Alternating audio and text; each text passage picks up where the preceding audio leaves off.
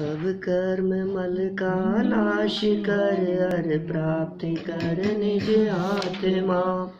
जो लीन निर्मल ध्यान में, नम कर निकल परमात्मा। सब नाश कर घन घाति, हरि हरि हंस पद को पा लिया। मन उन जिन देव कोई, काव्य पथ अपना लिया। यह काव्य पथ अपना लिया। आचार्य योगेंद्र देव द्वारा लिखित यह योगसार नामक ग्रंथ है, परम आध्यात्मिक ग्रंथ।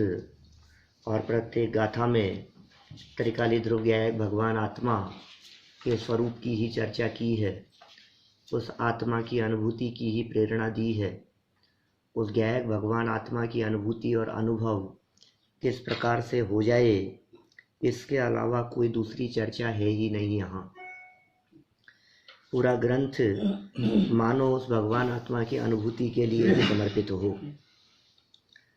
तीनों लोकों में जो सारभूत है, ऐसा जिनदेव स्वरूप आत्मा वही ध्यान का ध्येय है, ये सच में परमार्थ का कथन है। और कहा है निर्भ्रांत यह तुम जान लो। यहाँ तक कल हम बात कर चुके थे, 28 नंबर गाथा तक। इसमें किसी प्रकार का कोई शक नहीं है, इसमें किसी प्रकार की कोई भ्रांति नहीं है, कोई विकल्प नहीं है, कोई विकल्प करने योग्य नहीं है। क्या विकल्प कर रहे हो आप? सब मैं और परमात्मा, कि हाँ हाँ दो नहीं है, एक ही है। माने द्वैत का काम नहीं है, अद्वैत देखो दोनों को। देखिए फिर आगे बढ़ते हैं अपन 29 नंबर गाथा से। जब तक न जाने जीव परम पवित्र केवल आत्मा, तब तक न व्रत तपशील संयम मुक्ति के कारण कहे। बोलो क्या कैसी बात कह दी है। जब तक न जाने जीव परम पवित्र, परम पवित्र कौन? ये केवल आत्मा, अपना जो आत्मा है, जो परम पवित्र है, जब तक उसे नहीं जानोगे तब तक कुछ भी कर लो। आपको ध्यान है पीछे गाथा में कहा था कि तेरे जचे जहां वहां जा, है ना? पिछली गाथा में एक ही गाथा छोड़ करके कहा था, जहाँ जाना चाहता हो वहां जा। माने तू जचे तो उपवास कर, जचे तो व्रत कर, अणुव्रतों का पालन कर, महाव्रतों का पालन कर, हाथ में पीछे कमंडल ले हुए किसी गिरी के शिखर पर चले जा, माला का जाप कर, ध्यान करने के लिए बैठ जा, तेरे जचे जो कर। ठीक है ना? स्वाध्याय भी उसमें शामिल कर लिया उन्होंने, स्वाध्याय चिंतन मनन जो कुछ भी करना हो कर। ऐसे ही यहाँ ये कह रहे हैं कि तू चाहे व्रत कर ले, चाहे तप कर ले, चाहे शील संयम का पालन कर ले, ये मुक्ति के कारण है ही नहीं। माने व्रताधिक मुक्ति का कारण ही नहीं है, अणुव्रत और महाव्रत मुक्ति का कारण ही नहीं है।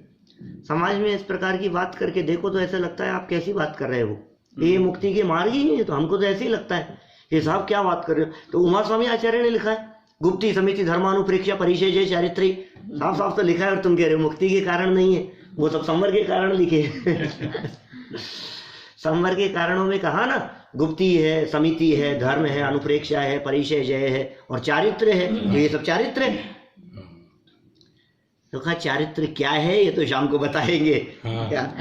यहाँ तेरे को ये लग रहा है कि ये व्रत तप शील संयम का पालन करना ये चारित्र है। आचार्यों ने इसे चारित्र नहीं कहा है, ये चारित्र नहीं है, ये चारित्र का प्रदर्शन है। क्या ये दिखावा है बाहरी, अंदर में चारित्र होता है और बाहर में इस प्रकार की प्रवृत्ति देखी जाती है। जब बाहर में इस प्रकार की प्रवृत्ति हो तो अंदर में चारित्र की गारंटी नहीं, नियम नहीं। लेकिन अंदर में चारित्र होगा तो बाहर में ये सब प्रवृत्तियां नियम से होंगी। अंतरंग से बहिरंग की व्याप्ति है, अंदर में होगा तो बाहर में दिखेगा, और बाहर से दिख रहा है तो अंदर में हो, कोई जरूरी नहीं है। ये कह रहे हैं तब तक शब्द में भी बड़ा मर्म है। इसका मतलब इनको मुक्ति के कारण कहा भी जाता है उपचार से, क्या? लेकिन कब कहा जाएगा कि जब तूने आत्मा को जाना होगा, तूने आत्मा का अनुभव नहीं किया तब तक इनको कुछ नहीं कहेंगे हम, तब तक इनको हम बंध का कारण कहेंगे, तब तक हम इनको संसार का कारण कहेंगे। मुक्ति के कारण नहीं कहे हैं इसका मतलब है संसार के कारण है। मुक्ति के कारण नहीं है इसका मतलब क्या हुआ? इसको दूसरे पक्ष को देखो ना आप, तो बात समझ में आएगी हमारे को। अभी मुक्ति के कारण नहीं है ऐसा कहते हैं तब तक तो इसको बर्दाश्त होती है बात, चलो ठीक है मुक्ति के कारण नहीं है। हमने कहा कि संसार के कारण है, अरे यार ऐसा तो मत कहो। मैं आखिर इतना पालन कर रहा हूं, आप ऐसा तो मत कहो कि ये संसार के कारण है। ऐसा ही है भाई, हम क्या कहें। देखो आप आगे वाली गाथा में कहते हैं, इस जुड़ी हुई ये सब गाथाएं। 30 नंबर गाथा। जिन देव का है कथन यह व्रतशील से संयुक्त हो, जो आत्मा को जानता वह सिद्ध सुख को प्राप्त हो। देखो भाई, यदि व्रतशील संयम आदि को मुक्ति का कारण नहीं कहा पिछली गाथा में, उसे संसार का कारण कहा, तो डरने की जरूरत नहीं है। जगत में ऐसी परिस्थिति भी देखी जा सकती है कि व्रतशील संयम आदि से युक्त होगा और आत्मा यदि साथ में जानेगा तो फिर मोक्ष का कारण कह दिया इनको। कहीं कहीं शास्त्रों में आगम में इनको मुक्ति का कारण कहेंगे, व्रतशील संयम आदि को। शुभ भाव है, शुभ क्रियाएं हैं, तो शुभ क्रियाओं और शुभ भावों को मुक्ति का कारण कहा है अनेक स्थानों पर, हमें कोई ऐतराज नहीं। शुभ भाव मुक्ति का कारण है या नहीं है? नहीं। कई स्थानों पर कहा है ना, किसी अपेक्षा से, है ना, मार्ग रूप कहा है। लेकिन वो मुक्ति का मार्ग तब कहलाता है जब आत्मज्ञान, आत्मश्रद्धान, आत्मलीनता, आत्म अनुभूति साथ में हो। यदि आत्म अनुभूति साथ में नहीं है तो इनको व्यवहार से भी मुक्ति का कारण नहीं कहेंगे। माने व्यवहार भी तब लागू होगा जब निश्चय होगा। निश्चय के साथ में हो तो शुभ भाव को उपचार से मोक्ष मार्ग कह दिया जाए, और निश्चय साथ में नहीं हो तो उपचार से भी कैसे कहें? क्या अंदर में यदि वो मूल तत्व बादाम की मीगी वो साथ में हो तो छिलके को भी उपचार से बादाम कह दिया जाता है ना? लेकिन अंदर का माल नहीं हो तो छिलके को कौन बादाम कहे? उपचार से भी बादाम नहीं कहे। तो त्रिकाली द्रव्य क्या है? भगवान की आत्मा की अनुभूति। देखो इन्होंने व्रतशील संयम आदि से संयुक्त होने की बात कह दी है। जिन देव का है कथन, परमात्मा का कथन है, हम नहीं कह रहे हैं। योगेंद्र देव भी इतना कथन बार बार में करते हुए उनको लगा कि कहीं ऐसा नहीं समझ ले कि मैं निश्चयवासी हूँ, कि मेरा कोई अलग पंथ है, मैं कोई अलग ही बातें कर रहा हूँ। ऐसी बातें सुनी नहीं इन लोगों ने कभी। तो वो भी जिन देव का सहारा लेते हैं। माने आचार्य कुंद स्वामी ने जिस तरह जगह जगह इस तरह के प्रयोग किए कि भाई ये तो जिनेंद्र देव के अनुसार है, ये मेरे अनुसार नहीं है, ये बात तो परमात्मा के अनुसार है, वो कह रहे हैं ये बात।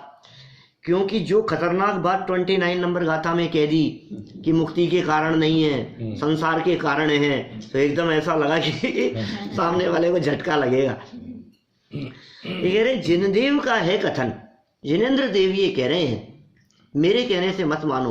वो ये कह रहे हैं कि व्रतशील संयम आदि से यदि संयुक्त होगा, उनसे संयुक्त होगा और आत्मा का अनुभव साथ में होगा तो फिर सिद्ध सुख को प्राप्त हो जाएगा, हमें कोई ऐतराज नहीं है। 29 नंबर गाथा कहते ही शिष्य सामने से कहता है कि साहब हमने तो शास्त्र में पढ़ा है, आप क्या बात कर रहे हो? आपकी माने कि शास्त्रों की माने? आगम की माने या तुम्हारी माने? शास्त्रों में पढ़ा है हमने, ये सब शास्त्रों में। फिर वर्णन काय को किया इन सब बातों का? माने इन सब बातों को अच्छा कह करके पुकारा है, बुरा कह करके नहीं कहा है। तो आगम की बातों को यदि हम मानेंगे तो तुम्हारी बातें नहीं मान पाएंगे। तो इन्होंने कहा है भाई हम भी मानते हैं, लेकिन वो कब कहा है कि साथ में ये होगा? तो जिनेंद्र देव, देखो नीचे अनुवाद पढ़ता हूं। जिनेंद्र देव ने कहा है कि यदि कोई जीव निर्मल आत्मा को पहचानता है, पहली शर्त अपनी आत्मा को पहचानना, यदि निर्मल आत्मा को पहचानता है और व्रत संयम से युक्त होता है तो वह शीघ्र सिद्धि सुख को प्राप्त करता है। माने आत्मा की अनुभूति के बिना ये नहीं होगा। अब देखिए जैसे 29 नंबर गाथा की थी, सेम रिपीटेशन जैसा लगता है 31 नंबर गाथा में। वापस देखिए, जब तक न जाने जीव परम पवित्र केवल आत्मा, तब तक सभी व्रतशील संयम कार्यकारी हो नहीं। अंतर देखो दोनों गाथाओं में, कुछ अंतर नहीं दिखता है। माने योगेंदु देव आचार्य प्रवचन नहीं कर रहे हैं, योगेंद्र देव आचार्य तो अपनी बात रख रहे हैं बस कंटिन्यू। अब बात रखते हुए जो बात 1 मिनट पहले कही थी वो बात रिपीट भी होगी, इसमें क्या है। प्रवचन कर रहे हो तो एक बात की व्याख्या करें, ये तो सरलता से कहते जा रहे हैं बस, वही गाथा है सेम। आप देखो रिपीट दिख रही है आपको, उसमें नेगेटिव सेंस में कहा था, यहाँ पॉजिटिव कहा है। जब तक न जाने जीव परम पवित्र केवल आत्मा, तब तक न व्रत तपशील संयम मुक्ति के कारण कहें। तब तक वो मुक्ति के कारण नहीं कहे हैं, और यहाँ कहा है वो तब तक कार्यकारी नहीं है। बस इतना सा फर्क है, मुक्ति के कारण नहीं है और कार्यकारी नहीं है। ऊपर कह दिया कि साहब सिद्ध सुख को प्राप्त हो, सिद्ध सुख को प्राप्त होगा तो कुछ तो काम होगा ना। भाई आप एक तरफ कह रहे हो संसार के कारण है, फिर आपने कहा कि शास्त्रों में ये बात कही है कि आत्मा यदि साथ में होगा तो फिर ये मोक्ष की प्राप्ति भी इनसे होती है। हमें बता दो, आप आत्मा आत्मा के इतने गीत गा रहे हो, क्या ऐसा हो सकता है कोई व्यक्ति आत्मा में लीन हो जाए और घर गृहस्थी में रहे तो मोक्ष हो जाएगा क्या उसको? होता ही नहीं, ऐसा है ही नहीं। जो आत्मा में लीन होगा वो घर में रहेगा। सवाल ये मुक्ति होगी नहीं होगी कर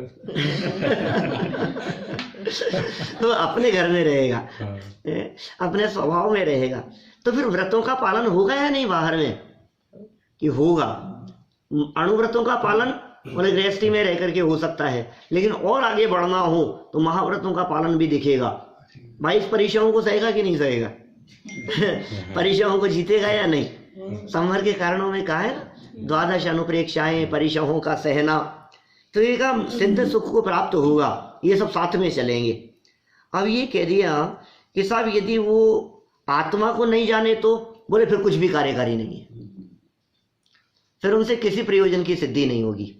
ऐसा नहीं हो सकता कि आत्मा को छोड़कर यदि आप इनको अपनाएंगे, कुछ भी अपनाएंगे तो मोक्ष की प्राप्ति हो जाए, ऐसा 3 काल में संभव नहीं है। व्रत शील संयम इनसे किसी भी प्रयोजन की सिद्धि नहीं होती जब तक परम पवित्र आत्मा को नहीं जाने। परम पवित्र आत्मा का मतलब ये है कि तुम जीव द्रव्य नहीं, जीव तत्व को जानो, उसका नाम है परम पवित्र आत्मा। और उस परम पवित्र आत्मा में मोक्ष पर्याय भी नहीं है, माने मोक्ष पर्याय से रहित जो आत्मा है वो परम पवित्र आत्मा है। पूर्ण पवित्र आत्मा की बात नहीं चल रही है यहाँ परम पवित्र आत्मा की बात चल रही है, जो त्रिकाल पवित्र है। पूर्ण पवित्र और परम पवित्र, अंतर करो दोनों में। अरहंत और सिद्ध भगवान का आत्मा पूर्ण पवित्र है, और वो पूर्ण पवित्रता जिसके अवलंबन से प्रकट होती है वो परम पवित्र है। तो उस परम पवित्र आत्मा को जब तक नहीं जानोगे, इसका मतलब राग के बीच में रहते हुए राग रहित आत्मा को जानो, कषायों के बीच में रहते हुए कषाय रहित आत्मा को जानो, कर्म बंधन सहित होते हुए बंधन रहित आत्मा को जानो, शरीर सहित होते हुए भी वर्ते देहातीत ऐसी आत्मा को जानो, देह के बीच में रहते हुए भी देह से भिन्न, शरीर के बीच में रहते हुए भी शरीर से भिन्न, पर्यायों सहित होते हुए भी पर्यायों से पार, विकार सहित होते हुए भी विकारों से रहित। माने तो साहब आप तो झूठी बात कर रहे हुए, उससे सहित होते हुए भी उससे रहित। देखो कि नहीं, उससे रहित है, अंदर में छिपा हुआ, नव तत्वों में छिपी हुई जो आत्म ज्योति है वो छिपी हुई है। उस छिपी हुई को प्रकट करने की बात यहाँ कर रहे हैं। जो बात छिपी हुई है उस बात को यहाँ उजागर कर रहे हैं, उस बात को खोल करके बतला रहे हैं। तो फिर साहब हमने तो ऐसा सुना है कि व्रताधिक का पालन करने से आत्मा की अनुभूति सरल हो जाती है, तो उससे थोड़ा आत्मा जल्दी पकड़ में आएगा, क्योंकि बाहरी आडंबर सब हट गए ना। तो कहा नहीं होगा, वो सब अकार्यकारी है, सहयोगी भी नहीं है, बाधक और है। क्योंकि आत्म अनुभूति के बिना यदि तूने इनका पालन करने का प्रयास किया तो अनुभूति तो हुई नहीं है, इसलिए अंदर का अवलंबन तो है नहीं, और बाहर में जिसका पालन कर रहा है उससे अपने आप को ऐसा समझ लेगा कि मैं बहुत बड़ा हो गया। है कुछ तो किया है ना मैंने, ऐसा लगेगा तुझे। ये अटकने के स्थान हैं, और यदि आत्म अवलंबन पूर्वक होगा तो फिर ये अभिमान का कारण नहीं बनेंगे। देखो आप, जो व्यक्ति बाहर में जितना जितना, अपन तो लोक व्यवहार की बात करो, घर गृहस्थी में रहने वाले लोगों की बात करो, जो व्यक्ति रात्रि को पानी भी नहीं पीते, उन्हें रात को चाय पीने वाले भ्रष्ट लगते हैं। माने उन्हें ऐसे लगता है मैं तो कुछ, ये क्या है, ये आलू प्याज खा रहे हैं, ये भ्रष्ट लोग हैं ये सब तो। अरे भाई क्या दम है इसमें, तू जो पालन कर रहा है ये भी कोई महानता का काम नहीं है। आत्मा को जाने बिना सब बराबर है अभी। अब उसको सब बराबर लेवल पर स्वीकार करने में अंदर से हृदय स्वीकार नहीं करता। बोलो, आज आप जो लोग भक्ष अभक्ष का विचार नहीं है और अपना जीवन जो शुद्ध सात्विक जीवन चल रहा है, इन दोनों को समान स्वीकार करने के लिए हमारा हृदय तैयार नहीं है। अपने हृदय पर हाथ रख करके कहो क्या दोनों समान है क्या? आपको ऐसा लगता है कि हम कुछ विशेष नहीं है? लगता है क्या बात कर रहे हो यार, हम डेली स्वाध्याय करते हैं और उसको कुछ अकल नहीं है। आज तक उसने कुछ नहीं पढ़ा है, उसको और हमारे को दोनों को बराबर कह रहे हो। अरे भाई मैं नहीं कह रहा हूँ, आचार्य देव कह रहे हैं बराबर है। तो ये जो बराबरी जो नहीं दिख रही है तुम्हारे को, जो महानता दिख रही है, इस महानता का कारण ये है कि तुमने आत्मा को तो जाना नहीं है और बाहरी चीजें तुम्हारे को ये महान दिख रही है। तुम्हें ऐसा लग रहा है कि मैंने बहुत बड़ा काम कर लिया। प्रवचन सार में जैसा कुंदकुंदाचार्य ने कहा ना, चत्ता पावारंभम 79 नंबर जो गाथा लिखी है, समस्त पापारंभ को छोड़ करके भी जिसने मोह नहीं छोड़ा, दर्शन मोह नहीं छोड़ा, वो शुद्ध आत्मा की प्राप्ति नहीं कर पाता। सब कुछ छोड़ करके भी वो तो उस लेवल की बात करते हैं, मुनिराजों वाले लेवल की बात कर रहे हैं। हम तो क्या पालन कर रहे हैं, हम तो कौन से व्रतों का पालन कर रहे हैं? थोड़ा बहुत रात्रि भोजन का त्याग कर दिया, थोड़ा बहुत जमी गंध का त्याग कर दिया, थोड़ा बहुत अभक्ष्य पदार्थों का त्याग कर दिया, और हमने ऐसा समझ लिया कि बस चढ़ जा बेटा, चने के झाड़ पे चढ़ गए जैसे, बहुत बड़ा काम हो गया, बहुत बड़ा काम हो गया। कि तूने बड़ा काम समझ लिया इसलिए आगे नहीं बढ़ पाएगा। तुमने समझ लिया बहुत बड़ा काम हो गया, बस खत्म, बस अब हो ही गया तेरे तो बहुत बड़ा काम, अब क्या होगा? जो छोड़ पापारंभ, ऐसे शब्दों के प्रयोग किए। शता पावारंभम समुत्थितो वा सुहम्मि चरियम्मि न जहदि जदि मोहादि न लहदि सो अपगम शुद्धम। आत्मानुभूति नहीं होगी, आत्मा से बहुत दूर है, ऐसे व्यक्ति की बात कर रहे हैं। अभी हमारे जीवन में तो कितनी कमियां हैं। हमारे जीवन पर तो कोई भी व्यक्ति कह दे कि अरे क्या है, क्या खाते पीते हैं, घूमते फिरते हैं, क्या है इनमें, क्या दम है। ये उस व्यक्ति के जीवन की बात कर रहे हैं जिस व्यक्ति के जीवन पर कोई व्यक्ति उंगली नहीं उठा सकता, जिसके जीवन में हिंसा रंच मात्र भी नहीं है, क्या, जिसके जीवन में पूर्णतः झूठ का अभाव हो गया है, चोरी नहीं है, कुशील सेवन नहीं है, और तिल तुस मात्र भी परिग्रह नहीं है। वो व्यक्ति उसकी बात है, वो उस लेवल की बात की है। 79 नंबर गाथा, और वो कहते हैं अभी अनंत संसारी है। हमारी हिम्मत नहीं, हम कैसे कहें ये बात? ये तो कुंदकुंदाचार्य कह रहे हैं ना उसको अनंत संसारी। अब वो लेवल और अपना लेवल, अब वो अनंत संसारी है, उसके बारे में कुंदकुंदाचार्य कह रहे हैं, और हमें ऐसे लग रहा है हमने तो बहुत महान काम कर लिया। कि तुम ये छोड़ छोड़ करके कौन से लेवल तक पहुंचोगे ये बताओ? ये त्याग कर करके तुम कौन से लेवल पर पहुंचोगे, किस जगह पर पहुंचोगे? तुम जहां तक पहुंचोगे ना उसको अनंत संसारी कह रहे हैं। व्रतशील संयम आदि का पालन कर रहा है, दृढ़ता से पालन कर रहा है, और निरतिचार पालन कर रहा है, अतिचार नहीं लगा रहा उसमें। माने कदाचित अतिचारों की परिस्थिति भावलिंगी संतों के बन जाए। बोलो क्या? छठे सातवें गुणस्थान वर्ती, क्योंकि अभी जब अपन स्वरूप पढ़ेंगे ना, पुलाद वकुस कुशील निर्ग्रंथ स्नातका निर्ग्रंथा, तत्वार सूत्र के 9वें अध्याय में आएगी चर्चा, शाम वाले प्रकरण में। पुलाक कौन है, वकुस कौन है, तो अपने को लगेगा यार ये ऐसे भावलिंगी संत। मूल गुणों में भी कदाचित उत्तर गुणों की तो भावना ही नहीं है, और मूल गुणों में भी कदाचित शिथिलता, कदाचित थोड़ी बहुत है, और फिर भी छठे सातवें गुणस्थानवर्ती भावलिंगी संत, और ये द्रव्यलिंगी की बात कर रहे हैं जिसके 5 महाव्रतों के पालन में कोई ऑब्जेक्शन नहीं कर सकता। बोलो, और फिर भी संसारी बतला रहे हैं। हो गई गाथा, कार्यकारी ही नहीं है भाई। इसका मतलब ये है कि तू जो कार्य कर रहा है यह कार्य उपयोगी नहीं है। कार्यकारी नहीं का मतलब क्या होता है? ये रास्ता ही नहीं है, कार्य कारण में नहीं जाएगा। हाँ, इससे कारण की सिद्धि नहीं होगी। यह कार्य उपयोगी नहीं है, यह कार्य निरर्थक है, इस कार्य से किसी प्रयोजन की सिद्धि नहीं होगी। जैसा मैंने रात्रि भोजन आदि का त्याग किया, बोले इससे किसी प्रयोजन की सिद्धि नहीं होगी। जैसा कल रात को तो आप ये कह रहे थे जब तक नहीं होगा तब तक पात्र नहीं है क्या आज ये कह रहे हो कि इससे प्रयोजन की सिद्धि नहीं होगी। अटकेगा तो प्रयोजन की सिद्धि नहीं है, अटकने के लिए नहीं है।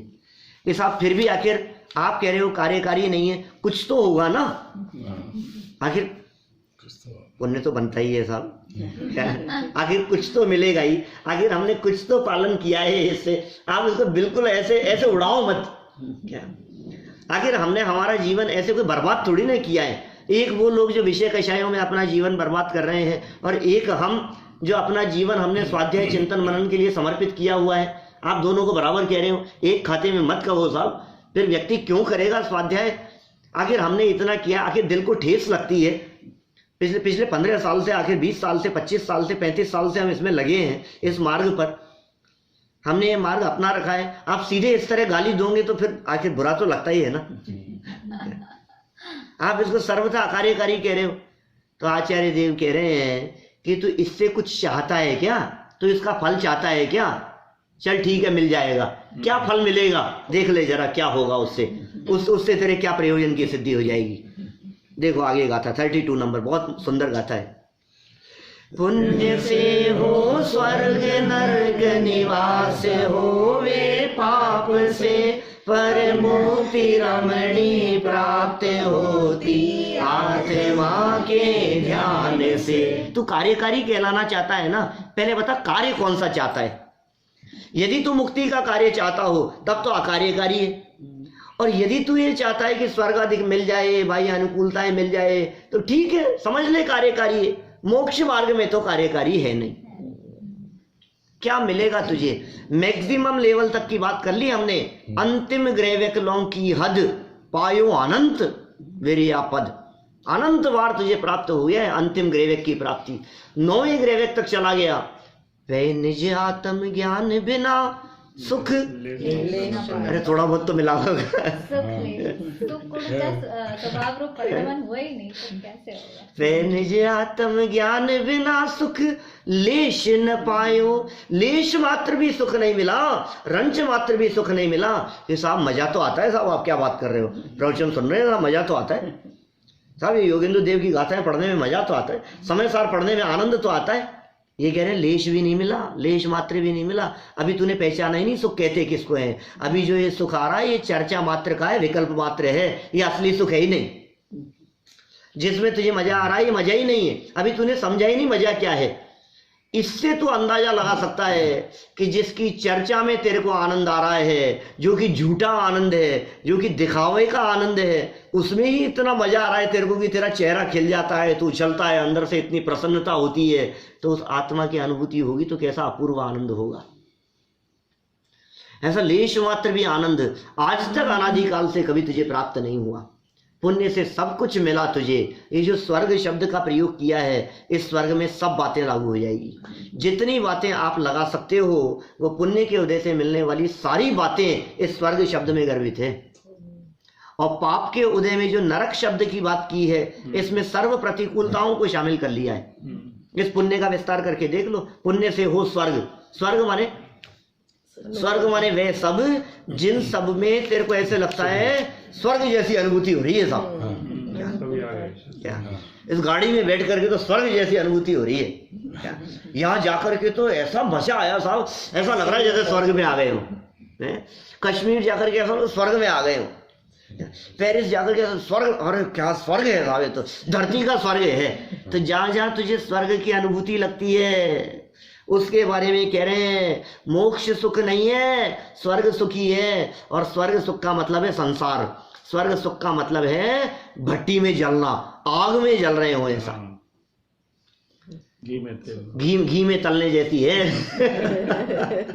प्रवचन सार की गाथा है, कितना स्पष्ट शब्दों में, मानो उनको तल दिया गया हो और उछल रहा है, नाचता हुआ दिखाई दे रहा है। अरे साहब क्या नाच रहा है, कितनी प्रसन्नता होगी। ये नाच गान ऐसा ही है स्वर्गों का, तेल में तल देने जैसा। मानो पावक में घी डाला, अग्नि में घी डालने जैसी परिस्थिति हो रही है। आग लग रही है और घी डाल रहा है उसमें और सोच रहा है कि बुझ जाएगी।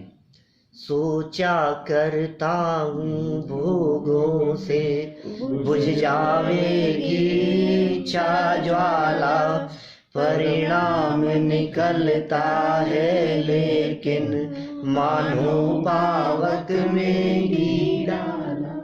इसको लगता है ऐसा, अब बुझ जाएगी, अब बुझ जाएगी।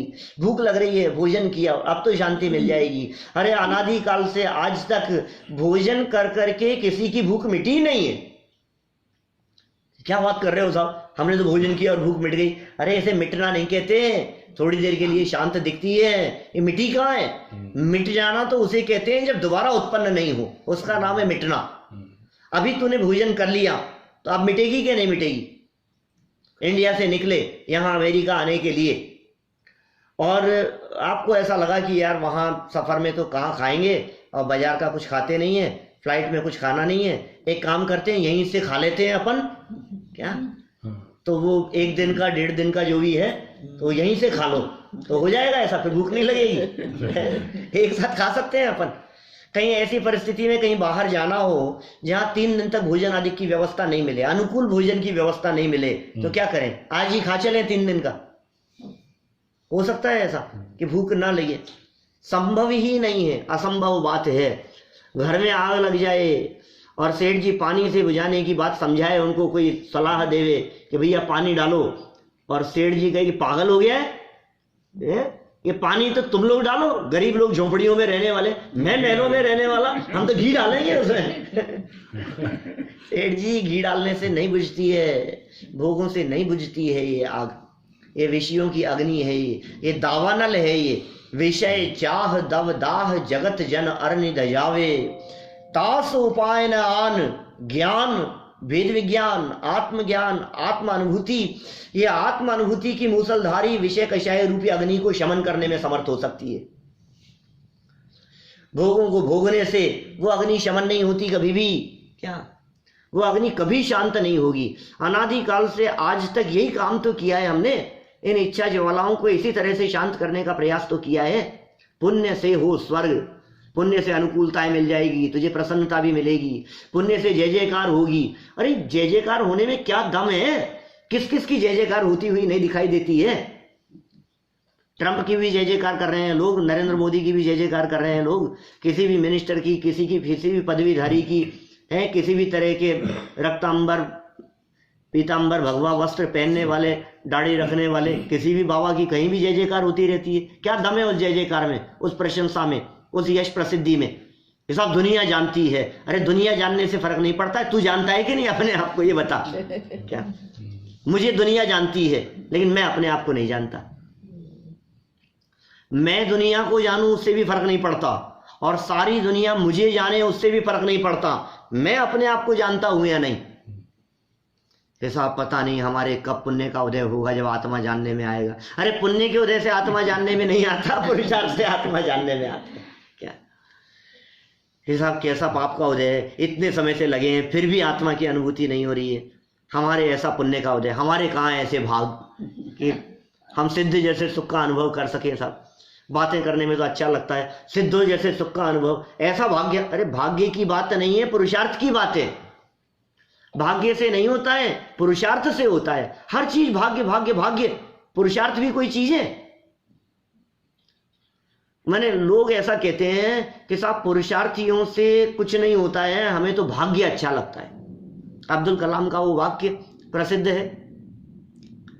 अब्दुल कलाम ने ऐसा कहा कि यदि मुझे भाग्य और पुरुषार्थ में से कुछ चुनने का अवसर मिले तो मैं भाग्य को चुनूंगा, क्योंकि मैंने अच्छे अच्छे पुरुषार्थियों को भाग्यवादियों के यहाँ नौकरी करते देखा है। अच्छे अच्छे पुरुषार्थियों को भाग्यशालियों के यहाँ। तो दुनिया में भले ही ऐसा कहा जाए, लेकिन ये कह रहे हैं भाई साहब, भाग्य से नहीं होती आत्मा की अनुभूति, पुरुषार्थ से होती है। क्या सहज साध्य है या पुरुषार्थ साध्य है? बोलो, सहज साध्य है या पुरुषार्थ साध्य है? पुरुषार्थ पूर्वक सहज साध्य है। क्या अकेले पुरुषार्थ से नहीं और अकेली सहजता से नहीं, पुरुषार्थ पूर्वक सहज। अरे सहजता का नाम पुरुषार्थ है। उस सहज पुरुषार्थ से आत्मा की अनुभूति होती है। पुण्य से सब कुछ मिल जाएगा आपको। क्या क्या नहीं मिला उस पुण्य के उदय में। उस उत्कृष्ट जाति के पुण्य की बात कर रहे हैं, जिसे देख करके आंखें खुली की खुली रह जाए, आंखें फटी रह जाए। क्या क्या भाग्य है इसका। ऐसे पुण्य की भी प्राप्ति हुई है। अनादिकाल से क्या नहीं मिला हमारे को इस पुण्य के उदय में। यश, प्रतिष्ठा, मान, सम्मान, सुंदर तन, अत्यंत सुंदर शरीर, बाह्य अनुकूलताएं, स्त्री, पुत्र, परिवार, वैभव, धन, संपत्ति, अच्छी से अच्छी गाड़ी, महंगे से महंगा मोबाइल, अच्छे बंगलों में। क्या नहीं मिला हमारे को इस पुण्य के उदय से। पुण्य के उदय से बाह्य सर्व अनुकूलताएं मिलती है, लेकिन पुण्य के उदय से आत्मा की अनुभूति नहीं होती। ये आत्मा अनुभूति, त्रिकाली ध्रुव ज्ञायक की अनुभूति का काम, अतीन्द्रिय आनंद का रसास्वादन। देखो आप, अरे बड़े आश्चर्य की बात है कि पुण्य के उदय वालों को न होवे और पाप के उदय में ये काम हो जाए। पाप के उदय में जहां दुनिया का कोई काम नहीं होता है, वहां पाप के उदय में आत्मा की अनुभूति हो सकती है। कोई काम तो ऐसा बतलाओ जो पाप के उदय में हो जाता हो। पाप के उदय में कोई काम अनुकूल नहीं होता है। पाप के उदय में भाई ये परिवार अच्छा नहीं होता है। पाप के उदय में शरीर साथ नहीं देता है। पाप के उदय में बिजनेस नहीं चलता है। पाप के उदय में घर गृहस्थी नहीं चलती है। पाप के उदय में बिजनेस में लॉस लग जाता है।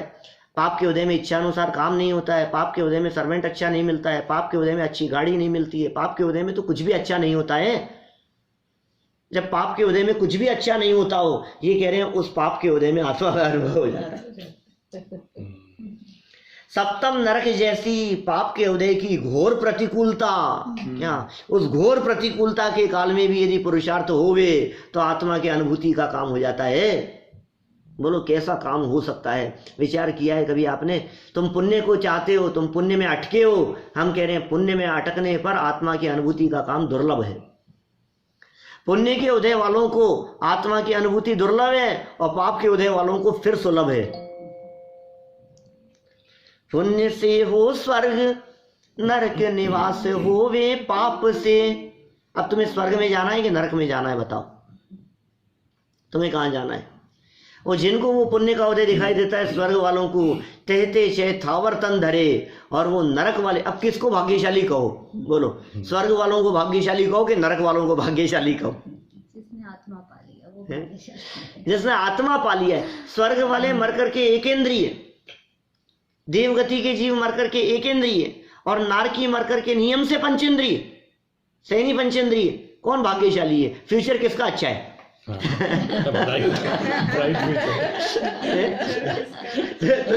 दिख रहा है देवगति वालों का फ्यूचर एकेंद्रिय और नारकियों का फ्यूचर नियम से सैनी पंचेंद्रिय। लेकिन भाई सैनी पंचेंद्रिय होकर के भी आत्मा को नहीं जाना, और एकेंद्रिय अधिक में वो तो वही संसार है और कुछ नहीं है। स्वर्ग भी संसारी है ना। आप यदि संसार अच्छा लगता है आपको यदि स्वर्ग अच्छा लगता है, तो इसका मतलब ये है संसार अच्छा लगता है। ये साहब चारों गतियों में तो स्वर्ग अच्छा है ही ना। पुण्य से हो स्वर्ग, आखिर पुण्य खर्च किया, आखिर इतनी मेहनत तो की है ना, आखिर ये अच्छा काम तो हुआ ही है ना।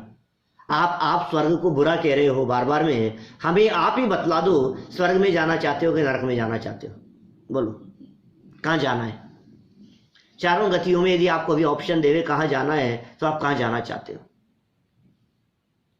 कि नहीं साहब हम तो आत्मा में जाना चाहते हैं, हम तो मोक्ष जाना चाहते हैं। नहीं मोक्ष तो अभी है नहीं, आप बताओ आप कहाँ जाना है? जहाँ जाकर आत्मा की अनुभूति हो सके, पॉसिबिलिटी हो। तो इसको लगता है कि भाई यार नरक से तो अच्छा है स्वर्ग में ही चले जाना। क्या स्वर्ग में जाए चाहे नहीं जाए, परिवार वाले स्वर्गवासी कहते हैं। वैसे लगता है कि ये स्वर्ग में ही जाए, स्वर्ग के सपने देखता है, बात बात में स्वर्ग जैसी बात करने लगता है। स्वर्ग मतलब इसको स्वर्ग शब्द ही इतना आनंददायक लगता है कि कोई बहुत अच्छा काम हो गया। ऐसे लगता है स्वर्ग मतलब बहुत अच्छा। करें क्या स्वर्ग सुखों की बात, वहां की कैसी अद्भुत टेव, अंत में बिलखे 6 माह, कहें हम कैसे उनको देव। हम उनको देव कैसे कहें जो बिलखते हैं, जो तड़पते हैं, तड़फड़ा रहे हैं। और कुंदाचार्य तो उन स्वर्ग के विषयों को भोगते हुए ये सिद्ध कर रहे हैं कि तू भोग रहा है, इसका मतलब ये है कि दुखी है। तन वेदना से दुखी वे रमणीक विषयों में रमे। अच्छा, कोई व्यक्ति डॉक्टर के पास में गया इलाज कराने के लिए, किस बात की सिद्धि हो रही है इससे? बीमार है। बीमार है पक्का? कि नहीं बीमार तो नहीं है, फिर भी डॉक्टर के चला गया, ऐसा कैसे हो सकता है? तो कोई व्यक्ति भोजन कर रहा है और ऐसे टूट पड़ा भोजन के ऊपर, तो कैसे पता लग रहा है? क्या पता लग रहा है आपको? बीमार है, भूखा है, भूख की वेदना है। तो कोई व्यक्ति भोगों की तरफ दौड़ता हुआ दिखाई दे रहा है, इसका मतलब क्या है? दुखी है। कैसे तर्क दिए आचार्य कुंद स्वामी। भोग भोगने वाले जीवों को, जिनको सर्व अनुकूलताएं मिली है और भोग मिले हैं, उनको सिद्ध कर रहे हैं कि भोग भोगना इस बात का सूचक है कि तुम दुखी हो। भोगों की जरूरत क्यों पड़ रही है तुम्हारे को? अरे रोटी खाने की जरूरत क्यों पड़ी तुम्हारे को?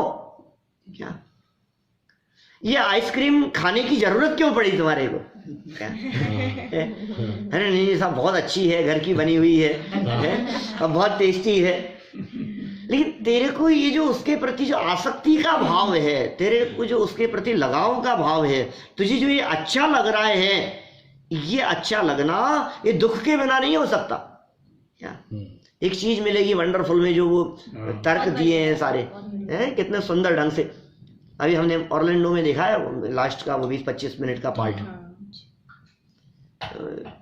माने वो बहुत सुंदर प्रकरण है। वो पानी पीने वाला जो प्रसंग दिखाया, शरबत पीने वाला, शरबत का सुख किसको ज्यादा होगा? जो धूप से आया है और जो यहीं बैठा था। दो व्यक्तियों को शरबत पिलाया, किसको ज्यादा दुख होगा, किसको ज्यादा सुख होगा? अरे हाँ वो गर्मी से आया है, ये तो यहीं बैठे थे, उसको ज्यादा होगा। इसका मतलब जिसको गर्मी का ज्यादा दुख, उसको शरबत पीने का सुख ज्यादा, ऐसा। इसका मतलब इंद्रिय जन्य विषयों को भोगना हो तो पहले दुख चाहिए। क्या दादा ने बहुत सुंदर पंक्तियां लिखी है पूजन में, भोजन के संबंध में, नैवेद्य के छंद में इस तरह की पंक्तियां है ना। वो क्या मतलब ये जो भोजन है, हाँ मैं ऐसा लगता था मेरे को कि ये जो है भोजन करके इससे मैं सुखी हो जाऊंगा। क्या दिन रात भके न मिटी प्रभुवर, ऐसे शब्द के प्रयोग किए। कई बार बोलते हैं अपन पंक्तियां, वो कल करेंगे पूजा अपन, परसों नहीं कल करने वाले हैं ना, परसों नहीं, हाँ मंदिर में शनिवार है कल।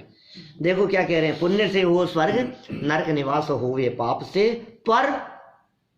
पर कह करके बात पलट दी। हाँ बहुत अच्छा है, हाँ बिल्कुल सही कह रहे हो, पुण्य से स्वर्ग मिलता है, पाप से नरक मिलता है। अब आप ही बताओ, आप ही कह रहे हो पाप से नरक मिलता है और पुण्य से स्वर्ग मिलता है। आप तो पुण्य चाहेंगे ना। पर मुक्ति रमणी प्राप्त होती आत्मा के ध्यान से। यदि तेरे को मुक्ति चाहिए हो, तुझे बता संसार में रहना है कि मोक्ष जाना है? ऐसा पुण्य से काम तो होते हैं बहुत सारे, और तो और आप लौकिक अनुकूलताओं की बात मत करो पंडित जी। पुण्य का उदय होता है तो जनवाणी सुनने को मिलती है। क्या हमारे पुण्य का उदय होगा तो सुनने को मिलेगी, पुण्य का उदय होगा तो ऐसा माहौल मिलता है। यहाँ बोलो, जब कभी ऐसे माहौल की चर्चा वो इंडिया वाले सुनते हैं ना, तो उनको ऐसे लगता है कि यार ऐसी चर्चा चलती है वहाँ। अमेरिका में भी ऐसी चर्चा करने वाले लोग हैं, आश्चर्य लगता है लोगों को। तो पुण्य से मिलता है ना ये सब समागम। अब आप पुण्य को हे कहोगे तो ये समागम कैसे मिलेगा भाई? ये समागम तक तो पुण्य के उदय से मिल गए, पर मुक्ति की प्राप्ति यदि करनी है तो पुण्य के उदय से नहीं होगी। आत्मा अनुभूति अतीन्द्रिय आनंद यदि तुम्हें चाहिए तो पुण्य के उदय से नहीं होगा। मुक्ति रमणी प्राप्त होती आत्मा के ध्यान से।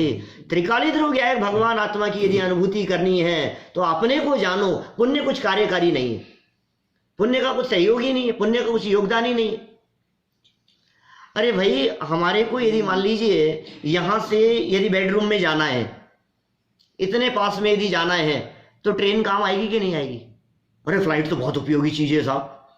अरे तो लेकिन मुझे यहाँ जाना है तो फ्लाइट की बात कर रहा है क्या? माने बेडरूम से यदि हमारे को किचन में जाना है तो फ्लाइट उपयोगी है या नहीं?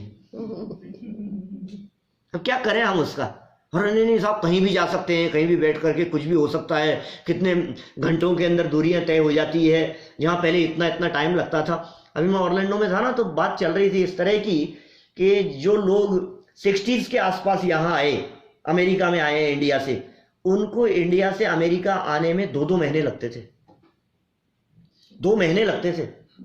वैसा आपको ध्यान होगा शायद परिस्थिति ऐसी कुछ, माने 60s में 65 के आसपास, 67 68 के बाद में बतला रहे थे वो, और उसके बाद में प्लेन चालू हुए हैं। नहीं तो वो समुद्री मार्ग से आते थे और 2-2 महीने लगते थे इंडिया से यहाँ आने में। तो फ्लाइट अच्छी है या नहीं है? उपयोगी है या नहीं है? अरे लेकिन मुझे जाना कहाँ है ये तो बता। मुझे बेडरूम से किचन में आना है तो मुझे जरूरत ही नहीं है उसकी। अब मेरे को अंदर में जाना है, मैं त्रिकाली ध्रुव ज्ञान भगवान आत्मा, मुझे अपना अनुभव करना है कि नहीं साहब पुण्य से लड्डू मिल जाएंगे। अरे मुझे लड्डू खाने ही नहीं है। कि पुण्य से खीर भी मिलती है, अरे मुझे खाना ही नहीं है। कि पुण्य से अच्छा होममेड केक भी मिलेगा। मुझे तो आत्मा का अनुभव करना है, तो केक के अनुभव की बात कर रहा है? बोलो, माने आत्मा की अनुभूति में वो पुण्य क्या कार्यकारी है ये बतलाओ। पूरी दुनिया में जिसे घूमना हो उसके लिए फ्लाइट कार्यकारी है, लेकिन जिसे दुनिया में नहीं घूमना हो उसके लिए फ्लाइट की क्या उपयोगिता है? जिसे संसार में रुलना हो वो संसार की अनुकूलताओं की सोचे, और जिसे संसार में रहना ही नहीं हो वो संसार की अनुकूलताओं की बात ही क्यों करे?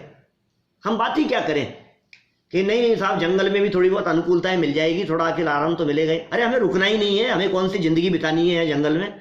हमें तो अपने घर में रहना है, अपने स्वभाव में रहते। जिसे यहाँ बसना हो वहां की वो बात करे, जिसे बसना नहीं हो ठीक है कोई बात नहीं, संसार में है, टाइम काट रहे हैं, कट जाएगा अभी कितने दिन के लिए, कितनी देर के लिए। ज्ञानी जीव संसार में रहते नहीं है, संसार से भागते हुए नजर आते हैं। अब उन्हें क्या चाहिए? सम्यक दृष्टि जीव संसार में है या नहीं है? सम्यक दृष्टि संसार में रुल रहा है या नहीं? दिखता है। मुनिराज भावलिंगी संत संसार में है या नहीं है?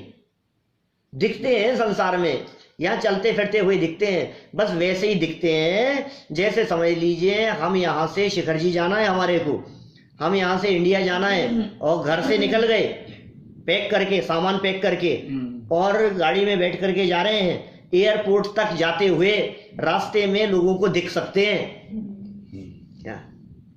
लेकिन फिर भी हम यहाँ नहीं है, अब निकल गए। अब वो मुक्ति के लिए निकल गए, मुक्ति के लिए उनके कदम बढ़ गए हैं। उस मुक्ति लक्ष्मी की प्राप्ति आत्मा की अनुभूति से होती है, आत्मा के ध्यान से होती है। आत्म ध्यान की यहाँ कितनी सुंदर प्रेरणा दी है। चलिए आगे। तो फिर साहब इनको व्रतशील संयम आदि को बिल्कुल नहीं, तो फिर छोड़ दें हम व्रतशील संयम आदि। शास्त्रों में इनको मोक्ष मार्ग कहा है, हाँ भाई कहा है, हमें पता है, लेकिन पता है कैसे कहा है? व्यवहार से कहा है। देखो आगामी गाथा। व्रतशील संयम तप सभी है, मुक्ति मार्ग व्यवहार से, त्रैलोक्य में जो सारे है, आत्मा परमार्थ से।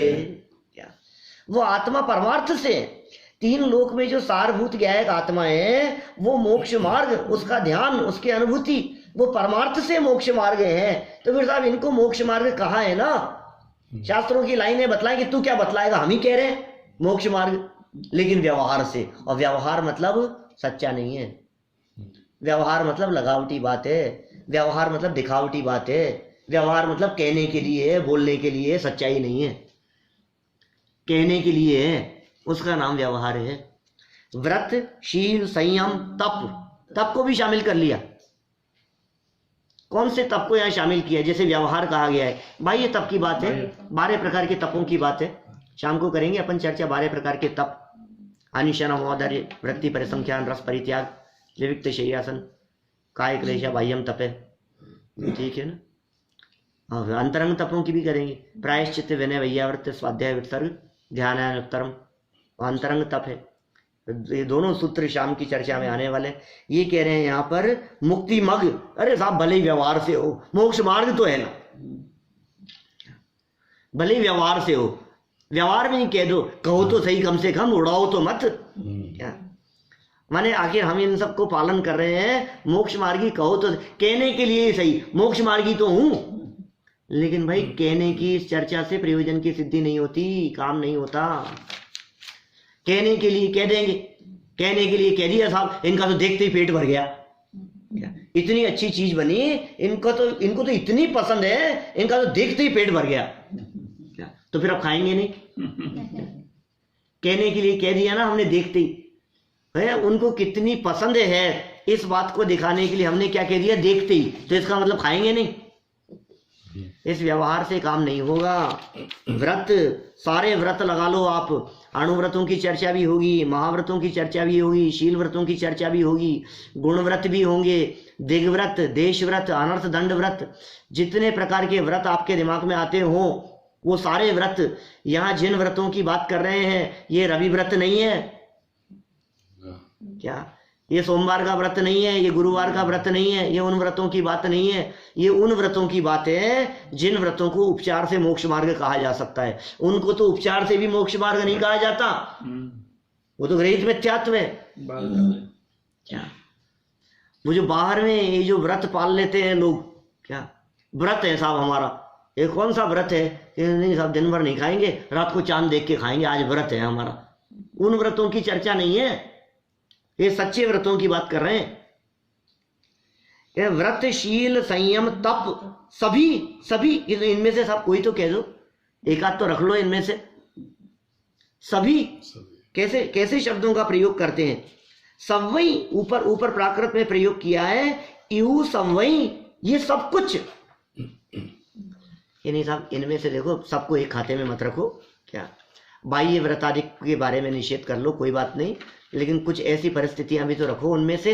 व्रत नहीं तो शील की बात कर लो, शील नहीं तो संयम की बात कर लो, संयम नहीं तो तप की बात कर लो, तप नहीं तो ध्यान की बात कर लो। कोई एक आध तो, थोड़ा बहुत तो है, कोई बात नहीं। तुम सबको उड़ाओगे, एक आध को भी रख लोगे तो हमें संतुष्टि हो जाएगी कि चलो हमारे भाई बंधुओं में से किसी को आपने जगह दी हमारे साथियों में से एक आध को आपने रख लिया। ये कह रहे सभी सब एक खाते में, क्या मुक्ति मग, लेकिन व्यवहार से। और तीनों लोकों में जो सारभूत है, ऐसा क्या है, भगवान आत्मा जो सारभूत है वो क्या है, वो आत्मा ही परमार्थ से मुक्ति मग है, परमार्थ से मोक्ष मार्ग है। देखो अर्थ में भी ये लिखा, हे जीव, व्रत, तप, संयम एवं शील तो व्यवहार से मोक्ष का कारण है। ऐसा व्यवहार से ही मोक्ष का कारण तो है ना। ये व्यवहार का मतलब होता है नहीं है, व्यवहार से कोई बात कही जाए इसका मतलब नहीं है। व्यवहार कहने का मतलब ही ये, आचार्य कुंदकुंद ने प्रयोग किया ऐसा 11वीं गाथा समय सार में इस तरह की बात कही है। माने व्यवहार कहने का मतलब ही उससे सावधान कराना रहा है। यदि इसके लिए किसी भी बात के लिए व्यवहार शब्द का प्रयोग कर दिया है, इसका मतलब ये बी अलर्ट, ये एक्चुअल मान मत लेना जाना हुआ प्रयोजनवान है, मान मत लेना, समझ मत लेना। ऐसा कह रहे हैं हम व्यवहार से, और किसी जगह पर आप व्यवहार से कह दो ना, इसका मतलब ये है कि वो है ही नहीं। क्या ये साहब ये तो हमारे भैया हैं, किसी का परिचय करा रहे हो क्या, और रियल एक ही माता पिता के पुत्र हो क्या, अमित जी आपके भैया हैं या नहीं है, क्या हाँ भैया हैं, और आप साथ में लगा दो कि व्यवहार से, तो सामने वाला क्या समझेगा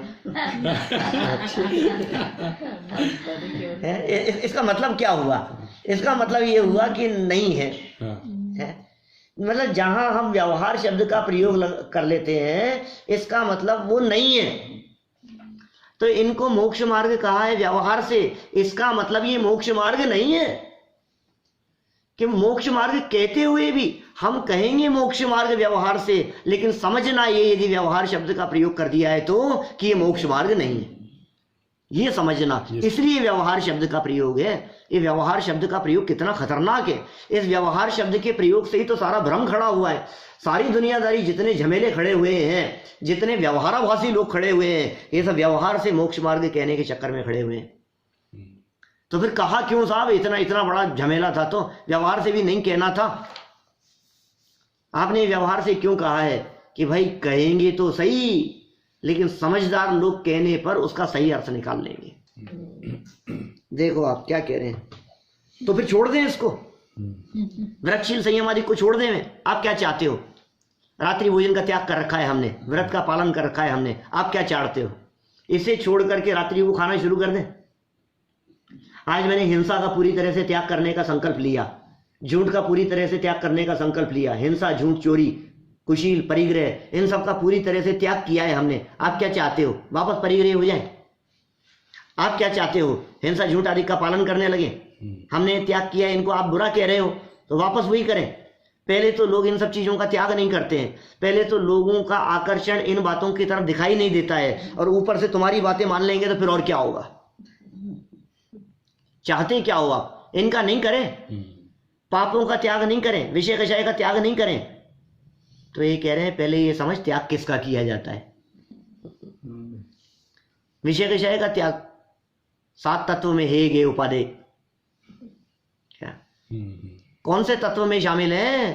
पंचेंद्रिय के भोग कौन से तत्व में शामिल है? पहले नक्की करो। क्या आलू, प्याज, जमीगंध, शराब, मद्य, मांस, मधु का सेवन, पंचोदंबर फल किसमें शामिल है? पहले बताओ। 7 तत्वों में से अजीव तत्व है सब, पक्का 100% अजीव तत्व है। ध्यान रखना, यदि आप इसको अजीव तत्व का ध्यान रखेंगे तो फिर समझ में आएगी कि ये है या नहीं है। ये तो गेय मात्र है, जानने योग्य है। क्या बात कर रहे हो आप? ये साहब, एक व्यक्ति लड्डू खा रहा है और एक व्यक्ति शराब पी रहा है, एक व्यक्ति शरबत पी रहा है और एक शराब पी रहा है, ज्ञान का गेय मात्र है। ये साहब, शराब पीने वालों की संगति तो छोड़ने लायक है ना? क्या मद्य, मांस, मधु का सेवन करने वालों की संगति तो छोड़ने लायक है ना? वो तो छोड़ देवे ना। अरे वो परद्रव्य है, वो ज्ञान का गेय मात्र है, तो छोड़ने लायक क्या है? कैसे छोड़ेंगे हम? तो ये व्रतशील संयम आदि जो तूने बाह्य वस्तुओं का त्याग किया है ना, ये करने योग्य था ही नहीं, और जो तूने त्याग किया है वास्तव में त्याग हुआ भी नहीं है। ये त्याग का प्रदर्शन मात्र है, दिखावा मात्र है। असली में त्याग अंदर से होता है, और वो त्याग तब होता है जब किसी चीज को पकड़ता है। माने आत्मा को पकड़ा नहीं और बाहर से छोड़ दिया तो फिर क्या होगा? कुछ भी नहीं है, नीचे गिरेगा। वो झूले झूलने जैसी स्थिति है, इधर से छोड़ दिया और वो चीज पकड़ में आई नहीं तो नीचे गिरेगा। आत्मा को पकड़ करके यदि इनको छोड़ा है तो छोड़ने की सार्थकता है, और आत्मा को पकड़े बिना इनको छोड़ा है तो सिर्फ बाहर में छोड़ा हुआ दिखाई दे रहा है, अंदर से छूटा नहीं है। असली छोड़ने योग्य क्या है, ये बात आगामी गाथा में बतलाते हैं। 34 नंबर गाथा। परिभाव को परित्याग करे, अपनत्व आत्म में करे, जिन देव ने ऐसा कहा, शिवपुर गमन वह नर करे। क्या कह रहे हैं? परभाव को परित्याग कर। सबको तो छोड़ा, परभाव न छोड़ा। बोलो, सबका त्याग किया मैंने आज तक। जिन चीजों को तुम त्याग करने की सोच रहे हो उनमें से कोई चीज ऐसी नहीं है जिस चीज का त्याग आज तक हमने अनंत बार नहीं किया। बोलो, किस लेवल के त्याग की बात कर रहे हैं? उस लेवल का त्याग तुमने अनंत बार किया है। कौन से लेवल के त्याग की बात कर रहे हैं? कि साहब हमने तो आलू छोड़ दिए, अरे साहब हमने तो जमीकंद छोड़ दिया। आलू ही नहीं, हम तो गाजर मूली वगैरह भी छोड़ दिया सब। हमने जमीकंद नहीं, हमने तो गोभी वगैरह भी छोड़ दिया, गोभी बैंगन कुछ भी नहीं खाते हम तो, सब छोड़ दिया। किसी व्यक्ति ने और आगे बढ़ गया, फिर क्या छोड़ा? अरे हमने तो बाजार का ही छोड़ दिया। क्या हम तो कुछ भी नहीं, सारे जमीकंद छोड़ दिए और सारे अभक्ष्य छोड़ दिए। अब तो बढ़िया है ना कि नहीं नहीं, हमने तो जो भक्ष्य खाने योग्य पदार्थ थे ना उनमें भी ये चीजें और छोड़ दिया। अपन तो बहुत सिंपल हो गया अपना तो खाना। अपन ने तो नमक भी छोड़ दिया आजीवन के लिए, अपन ने तो आजीवन मीठा भी छोड़ दिया, अपन तो आजीवन बस सूखी रोटी खा रहे हैं। हमने तो और सारी सारी हरी सब्जियां छोड़ दी हमने। बोलो आप, ब्रह्मचारी रायमल जी आजीवन हरी सब्जी का त्याग था उनके। ये वही ब्रह्मचारी रायमल जी है, टोडरमल जी के जिनके सहयोग से, जिनकी प्रेरणा से, जिनके आग्रह से उन्होंने सम्यक ज्ञान चंद्रिका लिखी, घुमटसार आदि की टीका लिखी, ब्रह्मचारी रायमल जी। टोडरमल जी से बहुत कुछ सीखा। टोडरमल जी को तलाशते तलाशते आए थे जयपुर खोजते हुए, और जयपुर में नहीं मिले तो खोजते खोजते सिंगाड़ा पहुंच गए।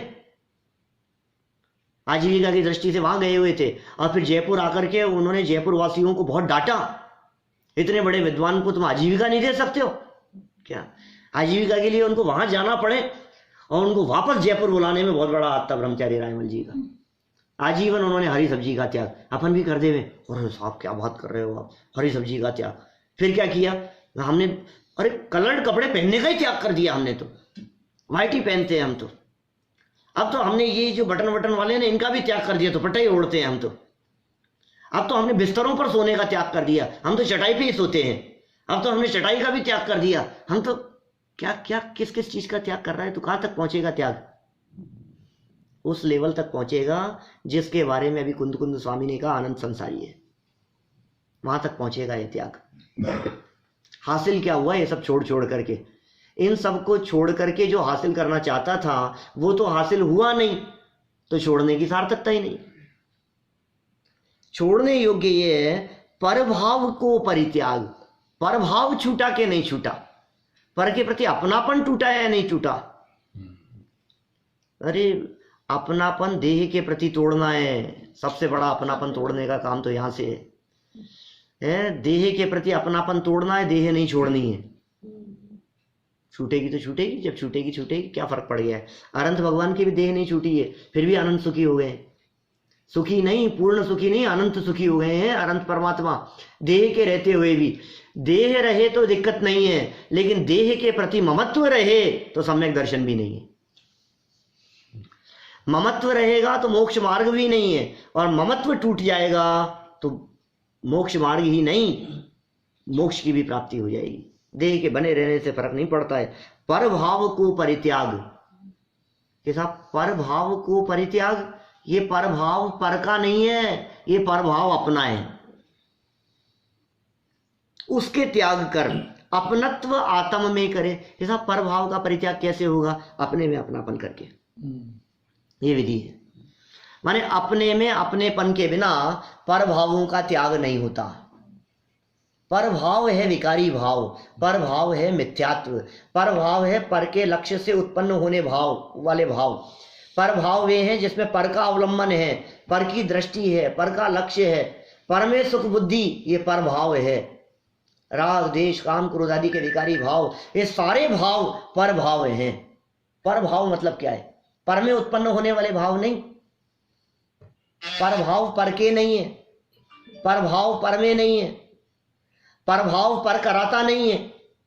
तो फिर साहब फिर काय को पर भाव कह रहे हो उनको? जो भाव पर में नहीं है, जो भाव पर से नहीं है, जिन भावों का कारण पर नहीं है, जो भाव पर में उत्पन्न होते नहीं है, फिर उनको पर भाव क्यों कह रहे हो? कि पर के लक्ष्य से उत्पन्न होते हैं, उत्पन्न तो अपने में ही होते हैं। उन पर भावों का परित्याग कर, माने पर की तरफ देखना बंद कर और अपनत्व आत्म में करे, अपने में अपनापन करे। तो क्या कहा है? जिनदेव ने ऐसा कहा, जिनेन्द्र देव ये बात कहते हैं, शिवपुर गमन वह नर करे। अल्प काल में वो नर, अल्प काल में वो मनुष्य, अल्प काल में वो व्यक्ति शिवपुर गमन। कहाँ गमन करेगा वो? कहाँ जाएगा वो? मोक्ष मार्ग की तरफ गमन होगा उसका अल्प काल में, उसका त्याग कर दिया। इसका मतलब संसार में परिभ्रमण का कारण ये था पर भाव का त्याग नहीं, पर भाव का ग्रहण। पर में अपनापन, दोनों तरफा लगाओ इसको कि साहब किसके साथ की वजह से संसार में घूम रहा है? संसार में आखिर घूम रहा है तो आखिर किसी का साथ तो होगा ना, या अकेले ही घूम रहा है? अकेले घूम रहा है क्या संसार में अनादिकाल से? क्या हाँ साहब हमें तो ऐसे लग रहा है। अकेले घूमते हुए बोर नहीं हुआ तो? अकेले अकेले घूम रहे हो आप, अकेले अकेले घूमते हुए आपका मन लगता है वहां? कोई तो साथ होगा, ऐसा कैसे हो सकता है? कह रहे था ना साथ, एक साथी तो ऐसा था जिसने आज तक हमारा साथ छोड़ा ही नहीं। बोले कौन सा साथी था? बोले मिथ्यात्व। क्या वो प्रभाव, वो ऐसा साथी था। अरे भाई साहब, सच्चा साथी तो वही लगता है। कई लोग तो कहते हैं वो तो हमारा ऐसा मित्र है कि हमारी दुख की घड़ियों में भी उसने साथ नहीं छोड़ा। जब डंडे पड़ रहे थे हमारे, कोई साथ नहीं था, शरीर के टुकड़े टुकड़े किए जा रहे थे, ऐसी परिस्थिति में भी यदि कोई हमारे साथ में रहा तो उस साथी का नाम है मिथ्यात्व। उसने हमारा साथ निभाया है कि सुन, उसने तेरा ऐसी परिस्थितियों में साथ नहीं निभाया, उसके साथ की वजह से ऐसी परिस्थितियां भोगना पड़ा। अब यदि तू ये चाहता है कि मोक्ष की प्राप्ति हो तो अपनत्व आत्म में करे, अपने आत्मा में अपनापन कर। ये जिनेंद्र देव कह रहे हैं, ये जिनेंद्र देव गारंटी ले रहे हैं कि साहब सब कुछ छुड़वाओगे आप। सब कुछ तो छूट गया, लेकिन एक अपनेपन की जो आस है ना, उस आस के भरोसे जिंदा है। बच्चों ने साथ छोड़ दिया, लेकिन फिर भी एक थोड़ा सा कि अपने हैं, इस राग के भरोसे तो जिंदा है हम। क्या इस राग के भरोसे तो हम हमारी जिंदगी निकाल लेंगे। अब तुम उसको भी छोड़ने के लिए कह रहे हो, सब कुछ ही छुड़वाओगे हमारे से। आखिर चाहते क्या हो? कि नहीं छुड़वा नहीं रहे हैं, सब कुछ दिला रहे हैं। जो तेरा नहीं था वो छुड़ा रहे हैं और तेरी संपत्ति तुझे दिला रहे हैं। और अनंत सुख और अनंत आनंद, ये ऐसी जो तेरी संपत्ति है, अनंत ज्ञान दर्शन सुख वीर्य आदि, ऐसी अभूतपूर्व संपत्ति की प्राप्ति वो तुझे करा रहे हैं। वो तेरे अपने में अपनेपन से होगी। उस मुक्ति की प्राप्ति शीघ्र ही हो जाती है। ऐसी बात इन्होंने यहाँ 34वीं गाथा में कही है। इसलिए हम लोग समस्त प्रभावों का त्याग कर अपने में अपनापन करते हुए अपना ध्यान करेंगे, अपने में लीन होंगे, तो अल्प काल में हमें मुक्ति की प्राप्ति अवश्य होगी। ये आशीर्वाद दे रहे हैं यहाँ योगेंद्र देवाचार्य, और उनका आशीर्वाद फलीभूत हो और हम अल्प काल में मुक्ति को प्राप्त करें, इसी भावना से बात करें।